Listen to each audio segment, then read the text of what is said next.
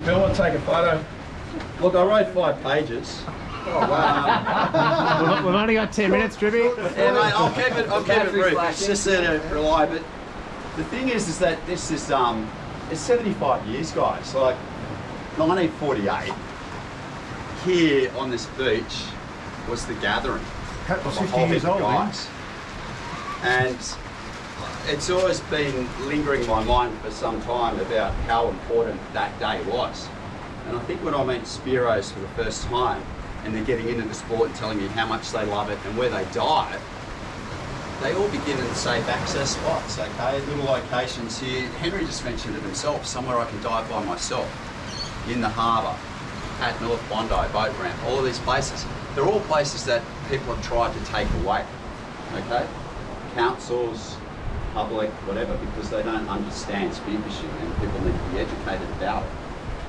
And it rings so true, and that's why people met on this day 75 years ago. This first Sunday in April. It's a big thing. So there was quite a story behind it. Under huge pressure from commercial fishermen and fishermen, recreational fishermen. Spear gunners, as they were called back then, were having violent altercations with rock fishermen and fishermen at boat ramps on the shore, being hit with fishing rods. It's all documented. They started to shut off places like Tuggerah Lakes, creeks, rivers, estuaries to spearfishing. And 2 key figures, Dick Charles, who's a pioneer and an entrepreneur himself. He and a guy called Frank Cunliffe were arrested at Tuggerah by the police for spearfishing and put in the cell.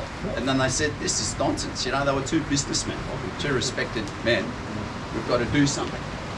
And so they went to the Department of Fisheries and said, we want to start a Spear Gunners Action Group, an association. And Fisheries said, that sounds good. You're going to have some, get some credit if you do something like that. We'll back you with this. And so they put an ad in the paper, but the paper ran it as the front page and said, there's spear gunners who are going to educate the public about spearfishing. Be here April the 4th, 1948, Sunday at 12 o'clock at Colorado, at the golf club. And they arrived. It was a day like this, rainy, terrible, no double rainbows like we've had today, but that's quite momentous as well, having a double rainbow. And they met. There was a dozen keen people here, no one else, but what they realised, they told the wrong time. By 3 o'clock, there were over 300 people here, all right? So there was an exhibition, everyone showing each other the spring rubber-powered guns they've made, spring-loaded, okay? The guns with just a straight barb and, spear and barb on them that they were using. Someone actually had some type of a wetsuit that had never been seen before. The scuba diver, so he had a breathing apparatus, created it. He went in and competed in a comp. There were 50 of them that jumped in the water. They shot about 30 fish up to about 4 pounds. A guy called Jack Egan, speared a big stingray. So he won the prize for the biggest fish. Jack Egan, a few months later, they had the first competition at La Perouse. He speared what they call the tiger shark, over 6 foot long. So, they agreed to form an association out of these people.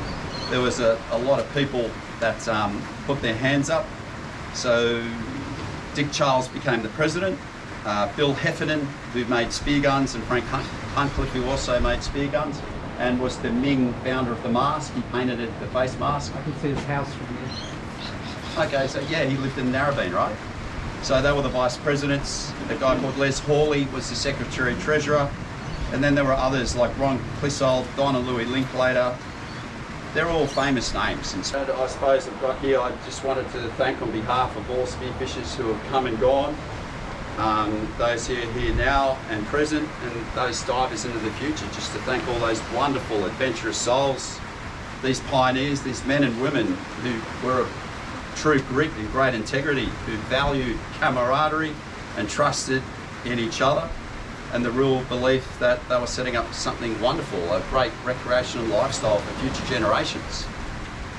That's why I needed to take notes, but thank you. Okay.